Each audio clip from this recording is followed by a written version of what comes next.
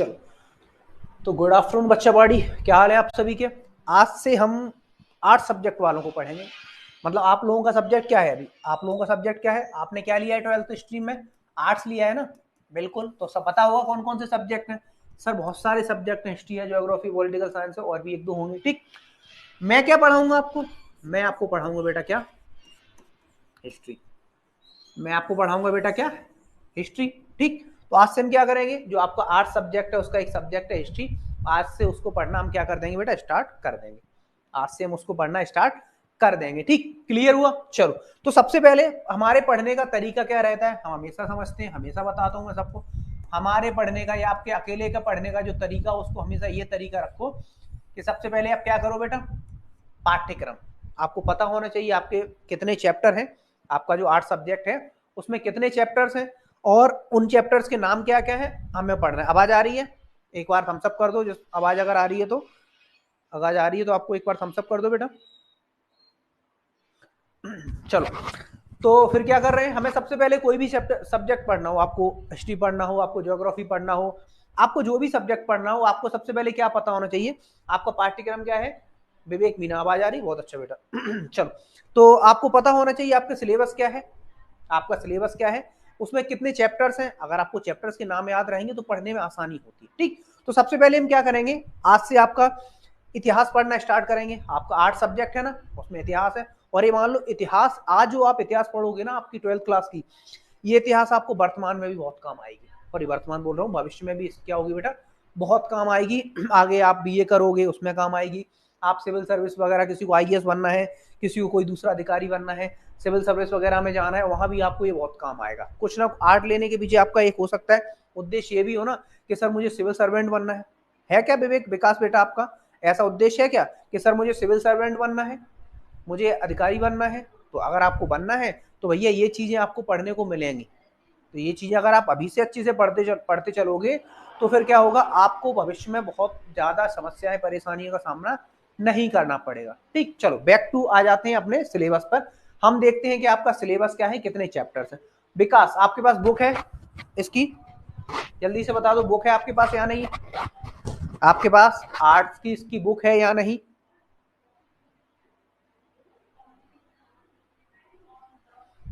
जल्दी बता दो बेटा। नहीं सर, कोई बात नहीं, चलो ले लेना बुक, कोशिश करना बुक ले लेना। अभी तो हम इससे समझ लेते हैं, मैं सिलेबस भी समझा दूंगा आपको। कोशिश करना बुक ले लेना, ठीक है, कोशिश करना क्या, बुक ले लेना एक बार, है ना, तो अच्छा रहता है, पढ़ने में समझ आता है। चलो स्टार्ट करते हैं, हम इसका सिलेबस देखते हैं। दिखाई दे रहा है आपको बोर्ड पे, नहीं सर बहुत छोटा छोटा दिखाई दे रहा है, अभी बड़ा कर देते हैं भैया, अभी बड़ा कर देते हैं, इसको बड़ा कर देते हैं, इतिहास, ओ सॉरी, ये कहे नहीं बड़ा हो रहा है भैया, अब हो रहा है बड़ा, आप दिख रहा है, आप दिख रहा है, साफ समझ आ रहा है, अभी नहीं आ रहा है, और थोड़ा सा बड़ा करूं,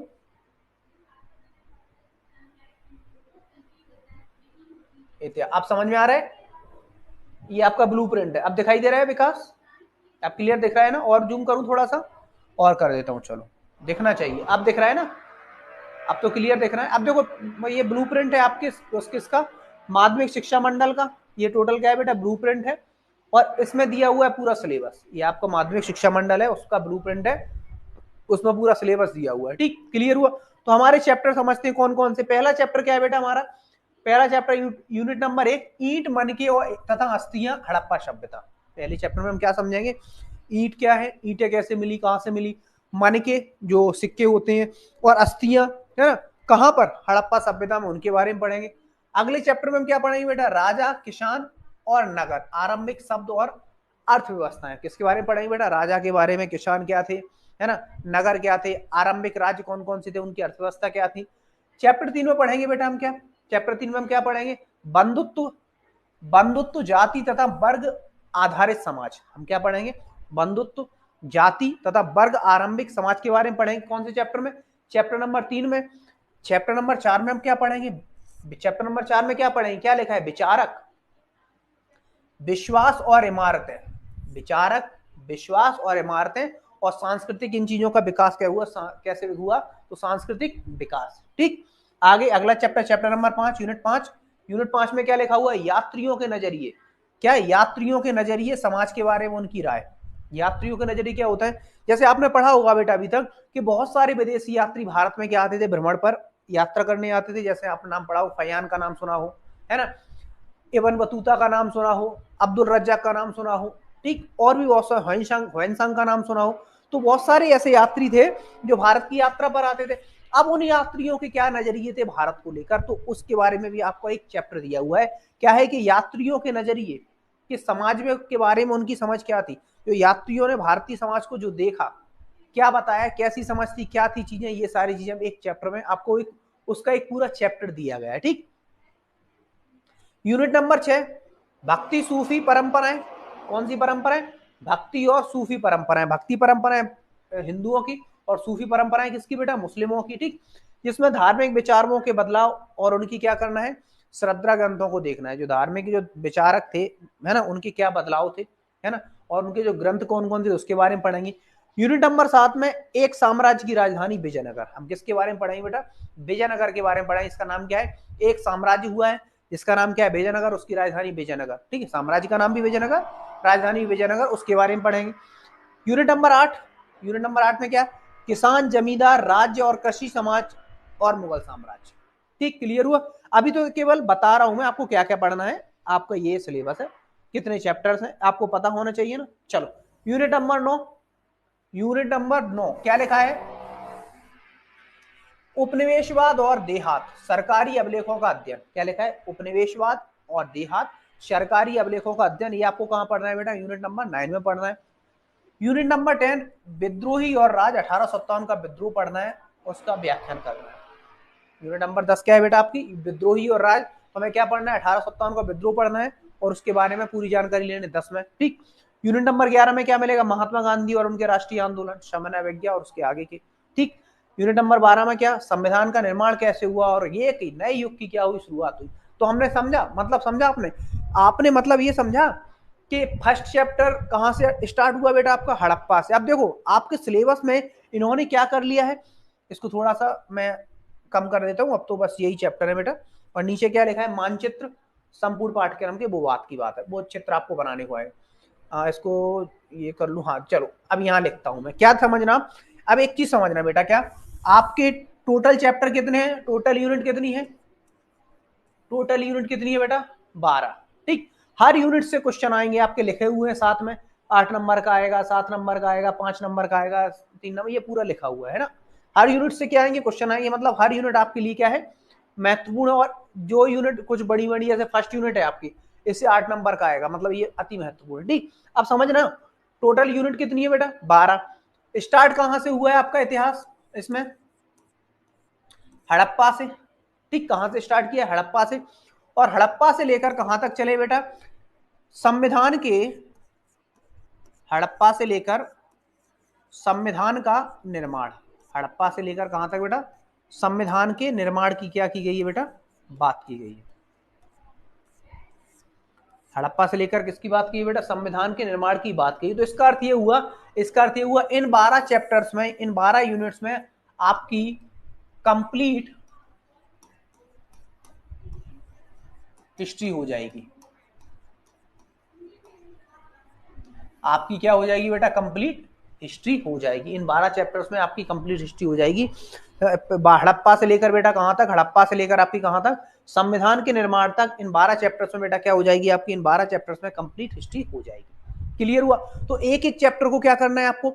एक एक चैप्टर को बहुत अच्छे से पढ़ना है। आपको एक एक चैप्टर को बहुत अच्छे से पढ़ना है, इस तरीके से पढ़ना है कि भैया इससे 8 नंबर का आएगा, भैया इससे 7 नंबर। अगर भरोसा नहीं हो ना तो मैं जूम करके बता देता हूँ, ये जूम करके बता देता हूँ। ये नंबर लिखे हुए हैं साइड में, मैंने नहीं दिए ये नंबर।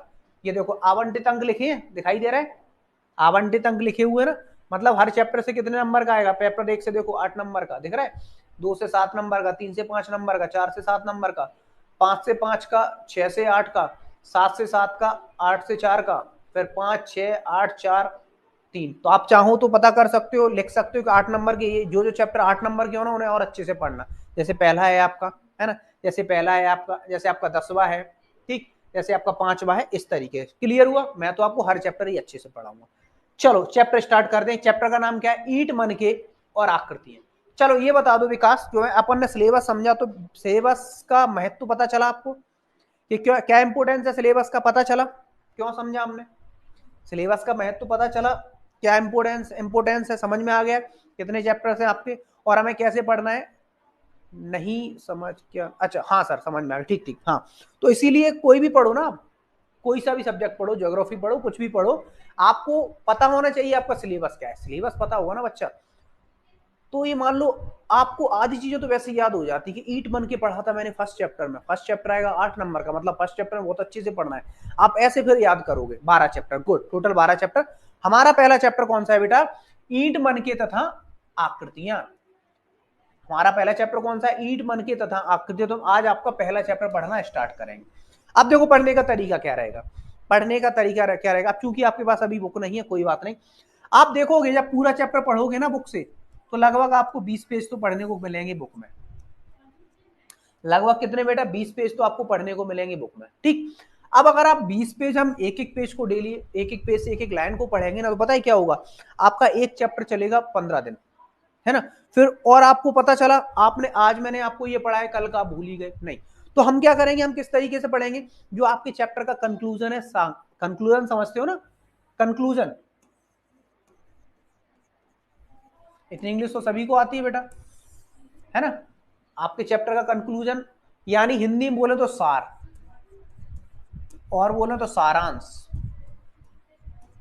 यानी चैप्टर आपका क्या बोलना चाह रहा है। मैं क्या करूंगा, पूरे चैप्टर का कंक्लूजन निकालूंगा और उस कंक्लूजन के जो मेन मेन पॉइंट है वो आपको समझाऊंगा, जिससे आपको पूरा चैप्टर अच्छे से क्लियर हो जाएगा, आपको लगेगा ही नहीं कि बुक हमने नहीं पढ़ी है। क्लियर हो रहा है ना, चलो। तो आपके चैप्टर का नाम याद रखना, हड़प्पा सॉरी ईंट मनके और आकृतियां, हड़प्पा सभ्यता, और ये चैप्टर आएगा टोटल बेटा आपका कितने नंबर का, 8 नंबर का। क्लियर हुआ, चलो स्टार्ट करते हैं। अब सबसे पहले लिखा है, पहली आप बुक देखोगे, पहली लिखा हुआ खोज कैसे हुई, किसकी खोज कैसे हुई, हड़प्पा स्थलों की खोज कैसे हुई। तो आपको इसमें से कुछ स्थल दिखाई दे रहे हैं, ये आपको ये इमेज है, इसमें देखोगे आप बहुत सारे स्थल दिखाई दे रहे हैं, दिखाई दे रहे हैं ना, हाँ। चलो बहुत सारे स्थल दिखाई दे रहे हैं आपको, बहुत सारे स्थल दिखाई दे रहे हैं। एक लिखा है यहाँ, कौन सा नाम दिखाई दे रहा है, रंगपुर, रंगपुर है, नागेश्वर है, लोथल है, माही है, सरस और धौलावीरा है, चौंदड़ो है, बालाकोट है, मोहनजोदाड़ो, कोट दीजी, ठीक, मोहनजोदाड़ो, कोट दीजी, ग्वारीवाला, सिंध, ये सारे के सारे क्या, ये ऊपर लिखा है बेटा कालीबंगन, ये सारे के सारे क्या है बेटा, यहाँ लिखा है सुतकांगेडोर, है ना। आप देखोगे मोहनजोदाड़ो और कोट दीजी क्या है, पास पास है। तो ये सारे के सारे क्या है बेटा, स्थल हैं, किसके स्थल हैं, ये सारे के सारे स्थल हैं बेटा किसके, हड़प्पा सभ्यता के। ये सारे के सारे किसके स्थल हैं बेटा, हड़प्पा सभ्यता के। नीचे क्या लिखा है, कुछ महत्वपूर्ण विकसित हड़प्पा पुरा स्थल रेखा चित्र में दिखाए गए, पैमाना नहीं दिया गया, ठीक। अब ये सर इमेज में क्यों दिए हैं, सर ये चित्र इसका हड़प्पा सभ्यता के स्थल का चित्र क्यों दिया, इमेज क्यों दी है, उसका कारण है क्या, आपसे एग्जाम में पूछ सकता है, इनमें से कौन सा स्थल हड़प्पा सभ्यता का नहीं है।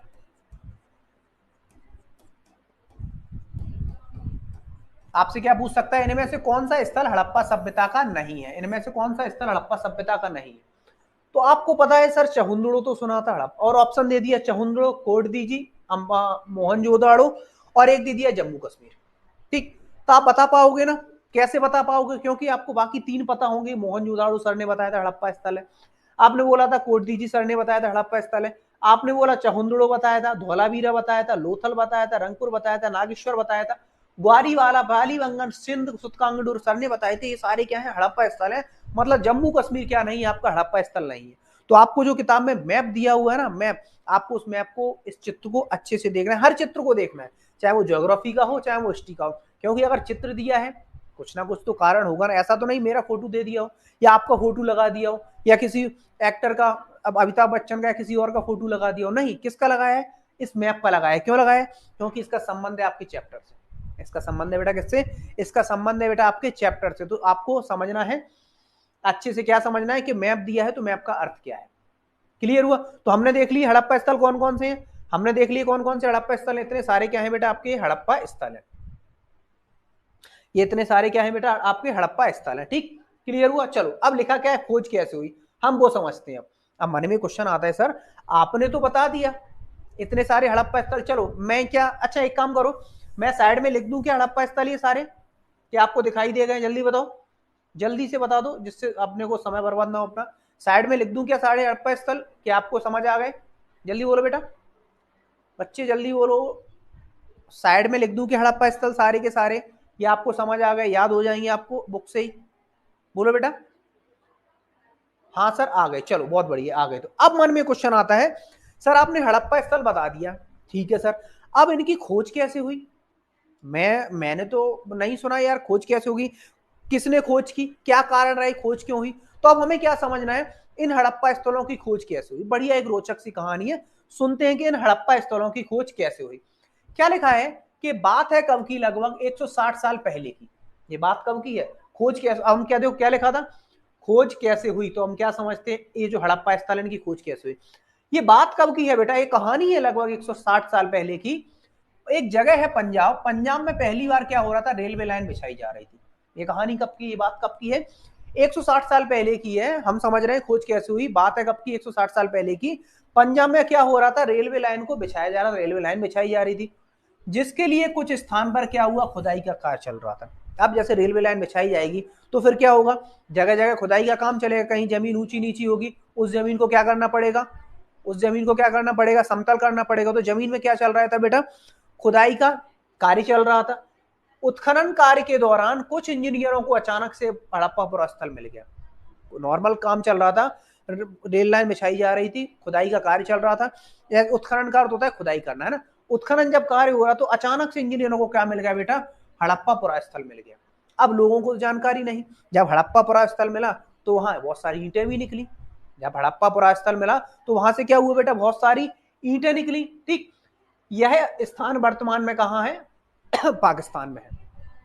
यह स्थान वर्तमान में कहां है, पाकिस्तान में। अब देखो, अभी आप बोलोगे सर आपने तो बोला पंजाब, ये पंजाब में क्या बिछाई जा रही थी, रेल लाइन बिछाई जा रही थी। पंजाब तो है सर इंडिया में, तो अभी तो आप बोल रहे हो अभी ये स्थान पाकिस्तान में, नहीं बेटा, एक पंजाब इंडिया में है और दूसरा पंजाब बेटा कहां है, पाकिस्तान में। दो पंजाब है ना, पंजाब आपके इंडिया में भी है तो पंजाब आपका पाकिस्तान में भी है। ठीक, क्लियर हुआ यहाँ तक। जो खुदाई चल रही थी, रेल लाइन बिछाई जा रही थी, उत्खनन कार्य हुआ, नीचे खोदा, तो लोगों को क्या मिल गया, इन लोगों को क्या मिला, हड़प्पा स्थल मिला। तो कर्मचारियों ने इसे क्या समझा, खंडर समझ लिया। कर्मचारी क्या लगा कि यहाँ किसी का पहले मकान रहा होगा, खंडर है, और यहाँ की हजारों ईंटों को उखाड़ कर यहाँ से वे ले गए। इन ईंटों का इस्तेमाल कहाँ किया, रेलवे लाइन बिछाने में किया गया।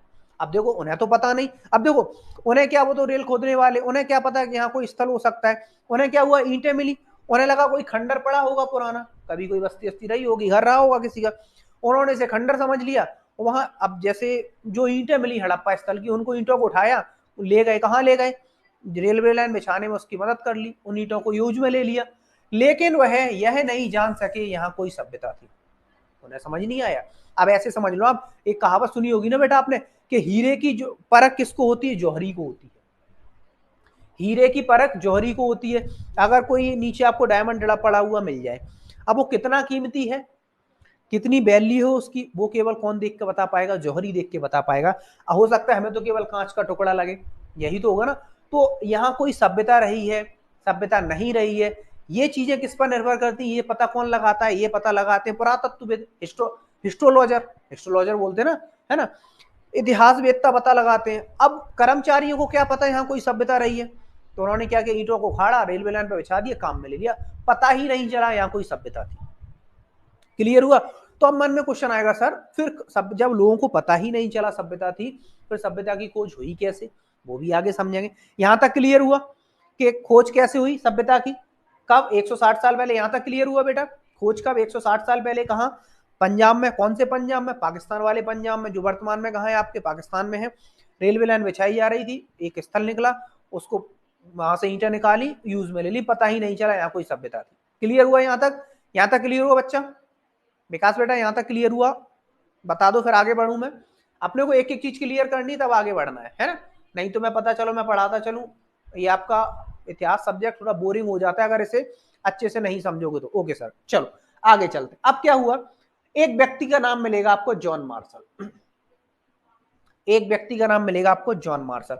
अब काफी समय बाद वो स्थल वैसा पड़ा रहा, क्या हुआ, जो स्थल था वो काफी समय तक वैसा ही पड़ा रहा, लोगों को खोज तो हुई, लोगों ने समझ नहीं पाया, ईंटें उसकी यूज में ले ली, काफी समय तक वैसा ही पड़ा रहा।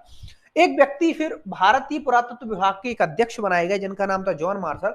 जॉन मार्शल ने दोबारा से क्या किया, जॉन मार्शल ने बेटा दोबारा से उत्खनन करवाया। अब देखो जो पुरातत्वविद होते हैं वो क्या करते हैं, जगह जगह जाते हैं, उन्हें लगता है यहाँ कुछ चीजें हो सकती हैं तो खुदाई करवाते हैं। तो जॉन मार्शल का जाना हुआ पंजाब, उन्हें वो ईंटें मिली सॉरी, उन्हें वो क्या मिली, ईंटें मिली। जब उन्हें वो ईंटें मिली तो उन्हें समझ आया यहाँ पक्का कोई ना कोई क्या रही होगी, सभ्यता रही होगी। फिर जॉन मार्शल ने क्या किया, फिर जॉन मार्शल ने वहां उत्खनन करवाया। जॉन मार्शल की अध्यक्षता में वहां क्या हुआ बेटा, उत्खनन हुआ और अलग अलग क्षेत्रों की क्या की गई बेटा, खोज की गई। ठीक, अलग अलग क्षेत्रों की क्या की गई बेटा, खोज की गई। क्लियर हुआ। चलो, एक व्यक्ति हो जॉन मार्शल के सहयोगी या एक दूसरे भूगोलवेत्ता दयाराम साहनी, उन्होंने खोज की बेटा किसकी, हड़प्पा सभ्यता की, या बोल सकते हैं हड़प्पा नगर की खोज की। और ये हड़प्पा नगर था बेटा आपका रावी नदी के किनारे। और क्योंकि पहला नगर कौन सा खोजा गया हड़प्पा खोजा गया, इसीलिए सभ्यता का नाम क्या पड़ गया, हड़प्पा सभ्यता नाम पड़ गया। पहला नगर कौन सा खोजा गया, हड़प्पा खोजा गया। जैसे किसने खोजा, दयाराम साहनी ने खोजा। और कब खोजा, 1921 में। इसी वजह से इसका नाम क्या पड़ गया बेटा, इसका नाम हड़प्पा सभ्यता पड़ गया। अब एक चीज समझना आप, एक चीज ये समझना, ये घटना जो कब की थी, ये घटना थी 160 साल पहले, है ना। 1921 में से 160 घटाओगे, 1921 में से 160 घटाओगे तो कितना आता है, 160 सॉरी, 12 में से 6 गई, कितनी बचेंगी 6, 8 में से यहाँ कितना बच जाएगा बेटा, लगभग 1761 का समय होगा, है ना। लगभग कब का समय होगा बेटा, 1761 या उसके और बाद का समय। ठीक, 1761 और बाद का समय, लगभग 160 साल। अच्छा, 160 साल पहले अभी से निकालेंगे, 2023 से 160 साल पहले निकालना, ठीक है, 1800 के बाद का समय होगा। लगभग आपका काफी लंबा समय, 100 साल या बोल सकते 50-60 साल, वही चीजें वैसी ही पड़ी रही। नजर किसकी पड़ी, जॉन मार्शल की। जॉन मार्शल अपने सहयोगी ले गए। तो सबसे पहले दयाराम साहनी ने क्या किया बेटा, हड़प्पा सभ्यता की खोज की। कब की, 1921 में की। हड़प्पा सभ्यता की खोज की बेटा कब की, 1921 में की। फिर दूसरे जो भूगोलवेत्ता थे, सॉरी दूसरे जो इतिहासकार थे, है ना, जो हिस्टोग्राफर थे, वो कहाँ पीछे रहने वाले। तो वापस से एक व्यक्ति और हुए, रखालदास बनर्जी, उन्होंने किसकी खोज कर दी, मोहनजोदड़ो की खोज कर दी 1922 में। और मोहनजोदड़ो आपका किस नदी के किनारे है, सिंधु नदी के किनारे। इस वजह से इस सभ्यता का नाम क्या पड़ गया, दूसरा नाम क्या है, सिंधु सभ्यता। क्योंकि सभ्यता सिंधु नदी के किनारे है, इस सभ्यता का नाम क्या पड़ गया, सिंधु सभ्यता नाम पड़ गया। चूंकि इस सभ्यता में पहला नगर कौन सा खोजा गया, हड़प्पा नगर खोजा गया, तो इस सभ्यता का नाम क्या पड़ गया बेटा, हड़प्पा सभ्यता नाम पड़ गया। क्लियर हुआ। चलो और समझते आगे। तो किसकी अध्यक्षता में, जॉन मार्शल की अध्यक्षता में। आगे लिखा है 1921 में दयाराम साहनी ने हड़प्पा नामक स्थल की खुदाई करवाई और हड़प्पा की मोहरें मिली। अब पता कैसे चला वो हड़प्पा है, ऐसा भी तो है ना कि खुदाई करवाई दयाराम साहनी ने तो दयाराम साहनी ने खुदाई करवाई, तो ये पता कैसे चला कि वो हड़प्पा है, किससे पता चला, वह पता चला बेटा मोहरों से। मोहरों का अर्थ क्या होता है, सिक्के। जो सिक्के मिले उनकी जांच की गई तो पता चला ये सिक्के आज से इतने साल पुराने हैं। जब उनकी जांच हुई ना सिक्कों की, तो ये पता चला ये सिक्के आज से इतने साल पुराने हैं। तो जब आइडिया लगाया इतने साल पहले तो ये सभ्यता रही होगी, तो फिर क्या पता चल गया, हाँ ये हड़प्पा सभ्यता के सिक्के हैं। अब यहाँ से 2-3 से चीजें क्लियर होती हैं, क्वेश्चन ऑब्जेक्टिव में आ सकते क्या। सबसे पहला क्वेश्चन आएगा, हड़प्पा सभ्यता की खोज किसने की। सबसे पहले ऑब्जेक्टिव में क्वेश्चन आ जाएगा आपसे बेटा कौन सा, हड़प्पा सभ्यता की खोज किसने की। ठीक, दूसरा क्वेश्चन आ जाएगा, हड़प्पा सभ्यता या हड़प्पा नगर किस नदी के किनारे स्थित है। पहला आ जाएगा हड़प्पा सभ्यता की खोज किसने की, दूसरा आ जाएगा हड़प्पा नगर किस नदी के किनारे स्थित है, तीसरा आ जाएगा हड़प्पा सभ्यता की खोज किसने की, तो ठीक है लेकिन कब की। तीसरा आ जाएगा हड़प्पा सभ्यता की खोज किसने की, पहला कब की, दूसरा किस नदी के किनारे स्थित है, तीसरा। और चौथा क्वेश्चन बन सकता है बेटा इससे किससे, कि वर्तमान में हड़प्पा शहर आपका कहां है। देखो अगर आप ऐसे पढ़ोगे ना कि इससे ये क्वेश्चन भी बन सकता है, इससे ये क्वेश्चन भी बन सकता है, कभी बेटा फेल नहीं होगे। फेल तो छोड़ो, ऐसा कोई क्वेश्चन नहीं बचेगा जो आपसे निकल जाए। बस ये कब हो पाएगा, आप थोड़ा सोचने का आपका जो वो है ना विकास करोगे बौद्धिक क्षमता का, ब्रॉड स्तर पर सोचोगे कि हाँ ऐसा भी हो सकता है, ऐसा भी सोच सकते हैं, हम इसको ऐसे भी कर सकते हैं, ये तभी कर पाओगे। अब अगर नहीं कर सोचोगे तो नहीं कर पाओगे। तो एक लाइन में मैंने 4 क्वेश्चन बता दिए, है ना। क्या बता दिए, हड़प्पा सभ्यता की खोज किसने की, कब की, कहाँ है वर्तमान में, उसकी नदी कौन सी है, कौन सी नदी किनारे स्थित है। ठीक, क्लियर हो, आपको भी बिल्कुल ऐसे ही याद करना है। 1922 में रखालदास बनर्जी ने मोहनजोदाड़ो नामक स्थान पर उत्खनन कार्य किया और इन्होंने भी वैसी मोहरें खोजी जैसी हड़प्पा में मिली थी। अब क्या हुआ, 1921 में हड़प्पा की खुदाई की किसने, आपके दयाराम साहनी ने, मोहरें मिली। एक साल बाद दूसरे व्यक्ति हुए रखालदास बनर्जी ने, उन्होंने उस एक जगह की खोज की जिसका नाम है मोहनजोदाड़ो, और क्या किया, वहां पे भी मोहरें मिली, और जो मोहरें मिली वो बिल्कुल कैसी थी, हड़प्पा सभ्यता जैसी थी। वो जो मोहरें मिली ना, वो जो सिक्के मिले ना, वो बिल्कुल कैसे थे, हड़प्पा सभ्यता के जैसे सिक्के थे। तो कैसे क्या क्लियर हुआ, अब देखो कहने को मोहनजोदाड़ो और हड़प्पा दूर दूर है, दिखा देता हूं वापस से मैप में। हाँ ये दिख रहा है, अरे भैया थोड़ा सा बड़ा हो जाओ भैया। हाँ देखो दिख रहा है बेटा, मोहनजोदाड़ो कहाँ है, ये रहा, है ना। हड़प्पा कहाँ है आपका, ये रहा, दिख रहा है ना। मोहनजोदाड़ो ये रहा, हड़प्पा का बेटा कहाँ है आपका, ये रहा। मतलब दूर है ना, फासला है ना। अब जो यहाँ मोहरें मिली वही मोहरें यहाँ मिली, तो इसका अर्थ क्या हुआ, ये पूरी सभ्यता क्या होगी, एक होगी। इसका यही तो अर्थ निकलेगा, ये पूरी सभ्यता एक होगी। जैसे मेरे कपड़े आपको दिल्ली में मिल जाए, पंजाब में ही मिल जाए, तो आप क्या बोले, राम सर, मेरा नाम राम है, कि राम सर यहाँ भी रहते हैं, राम सर वहां भी रहते हैं। ठीक, क्लियर हुआ ना। चलो, तो सेम चीज यहाँ हुई, क्या हुआ, रखालदास बनर्जी ने मोहनजोदाड़ो की खोज की, वहां से जो मोहरें मिली उससे पता चला ये तो बिल्कुल सेम कैसी हैं, हड़प्पा सभ्यता की मोहरें हैं, उनके जैसी हैं। तो इससे अनुमान लगाया गया कि यह दोनों क्षेत्र एक ही संस्कृति के भाग हैं। इससे क्या अनुमान लगाया गया, इससे अनुमान लगाया गया बेशक दूर दूर स्थित है हड़प्पा और मोहनजोदाड़ो, लेकिन दोनों एक ही संस्कृति के भाग हैं, तभी तो समान मोहरें मिली। जैसा कार्य, जैसी मोहरें यहाँ ढाली जा रही वैसी मोहरें वहां डाली जा रही। अब चलो, अब यहां से भी क्वेश्चन बन सकते हैं सर, बिल्कुल बन सकते हैं। कैसे बन सकते हैं, एक शब्द आ गया बेटा यहाँ मोहनजोदाड़ो, फिर से यहां से 4 क्वेश्चन बन जाएंगे। कौन कौन से, पहला क्वेश्चन बनेगा खोज किसने की, पहला क्वेश्चन क्या बनेगा बेटा, खोज किसने की। दूसरा बनेगा कब की, किस नदी के किनारे स्थित है ना, और वर्तमान में कहाँ है। यहां से भी 4 क्वेश्चन बन गए। अब देखो हड़प्पा और मोहनजोदाड़ो इंपोर्टेंट है, क्योंकि सबसे पहले हड़प्पा की खोज हुई, उसके बाद मोहनजोदड़ो की खोज हुई, तो ये दोनों ज्यादा इंपोर्टेंट, तो इन दोनों की तो आपको पता रखना ही पड़ेगा। कि खोज किसने की, आप बोलोगे सर रखालदास बनर्जी ने की। मैं पूछूंगा सर कब की, आप बोलोगे सर 1922 में की। मैं पूछूंगा कौन सी नदी किनारे की, तो अभी मैंने बताया था सिंधु नदी के किनारे है मोहनजोदाड़ो या मोहनजोदड़ो। ठीक है, मैं पूछूंगा वर्तमान में कहाँ है, तो आप बोलोगे सर वर्तमान में पाकिस्तान के सिंध प्रांत का लड़काना जिला, सिंध प्रांत का लड़काना जिला, बुक में मिल जाएगा आपको, नहीं तो मैंने बता दिया। तो लो भैया 4 क्वेश्चन तैयार हो गए आपके, 4 क्वेश्चन तैयार हुए, आपको एक डीप नॉलेज भी हो गया, हुआ ना, बताओ चीजें एक्स्ट्रा सीखने को मिली ना। ठीक, क्लियर हुआ। चलो, तो हमने यहां से भी क्वेश्चन इसी तरीके से बच्चा पढ़ना, मैं इस तरीके से आपको इसलिए बता रहा हूं, आज आप आर्ट से कर रहे हो ना, आज अपनी हिस्ट्री आप जितनी अच्छी कर लोगे ना, आगे जब कॉलेज में आओगे या सिविल सर्विस वगैरह की तैयारी करोगे, तो आपको उस समय समझ में आएगा कि हाँ सर ने बोला था 12th क्लास में कि एक चीज से 4 चीज कैसे याद करते हैं, और उसी का फायदा मुझे मिल रहा है। अभी नहीं समझ आएगा, आगे समझ आएगा आपको ये चीज। ठीक है ना। चलो, इसके बाद क्या अनुमान लगाया कि दोनों क्षेत्र क्या है, एक ही संस्कृति के भाग हैं। ठीक, दोनों क्षेत्र एक ही संस्कृति के भाग हैं। इसके बाद सन 1924 में भारतीय पुरातत्व सर्वेक्षण के डायरेक्टर सर जॉन मार्शल ने पूरे विश्व के सामने एक नई सभ्यता की खोज की घोषणा की।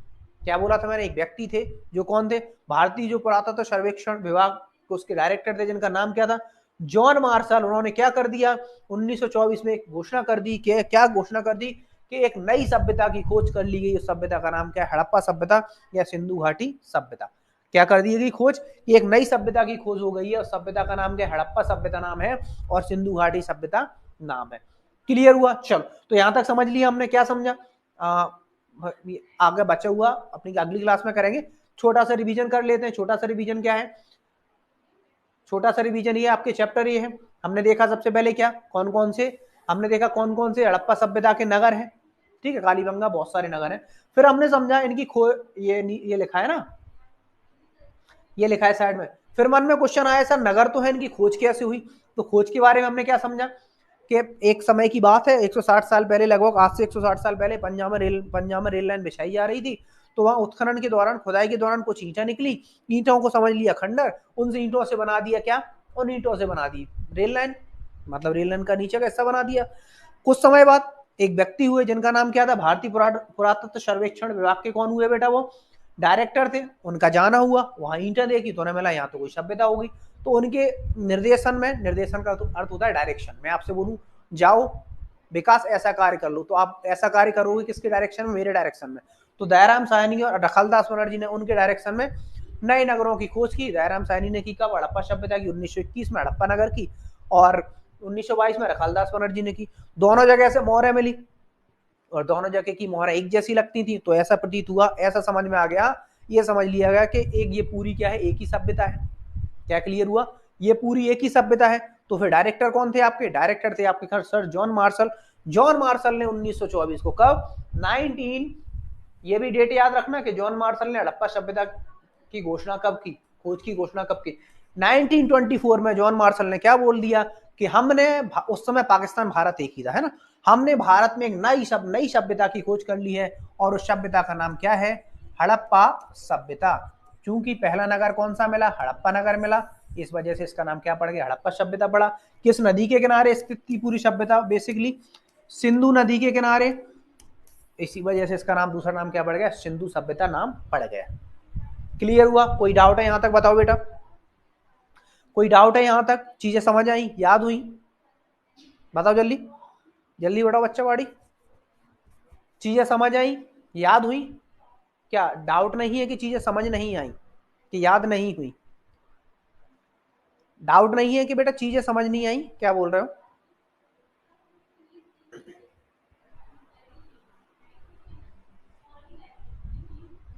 बताओ बताओ, डाउट नहीं है कि चीजें समझ नहीं आई, क्या बोल रहे हो आप,